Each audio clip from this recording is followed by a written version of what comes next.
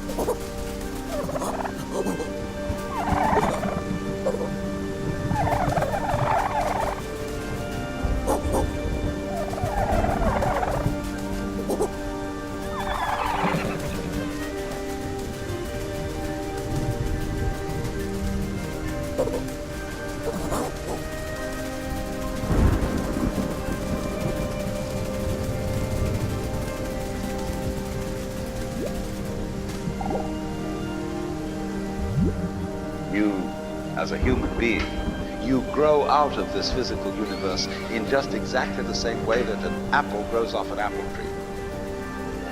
So let's say the tree which grows apples is a tree which apples, using apple as a verb. And a world in which human beings arrive is a world that peoples. And so the existence of people is symptomatic of the kind of universe we live in. Just as hair on a head is symptomatic of what's going on in the organism. But we have been brought up not to feel that we belong in the world. So our popular speech reflects it. We say, I came into this world. You didn't, you came out of it. We say, face facts.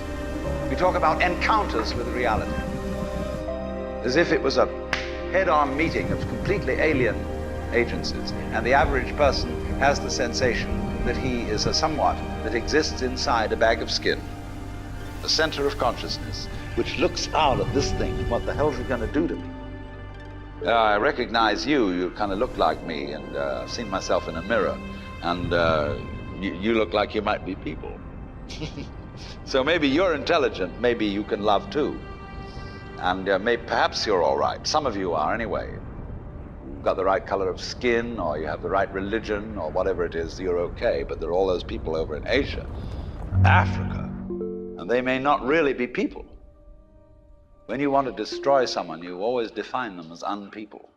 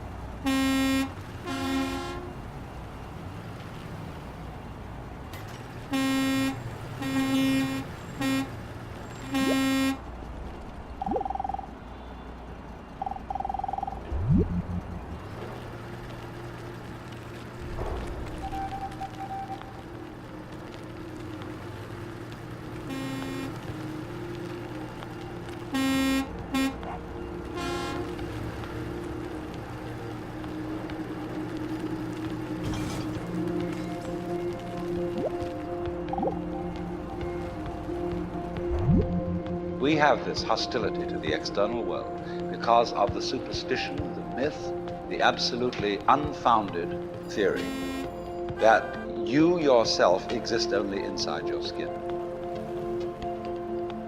Now, I want to propose another idea altogether. Billions of years ago, you were a big bang. Now you're a complicated human being. But so we define ourselves as being only that. If you think that you are only inside your skin, you define yourself as one very complicated little curlicue, way out on the edge of that explosion, way out in space and way out in time. And then we cut ourselves off and don't feel that we're still the Big Bang. But you are. Depends how you define yourself. You are actually, if this is the way things started, if there was a Big Bang in the beginning, you're not something that is a result of the Big Bang. You're not something that is a sort of puppet on the end of the process. You are still the process. You are the Big Bang, the original force of the universe coming on as whoever you are. See, when I meet you, I see not just what you define yourself as, Mr. So-and-so, Miss So-and-so, Mrs. So-and-so. I see every one of you as the primordial energy of the universe coming on at me in this particular way. I know I'm that too. But we've learned to define ourselves as separate from it.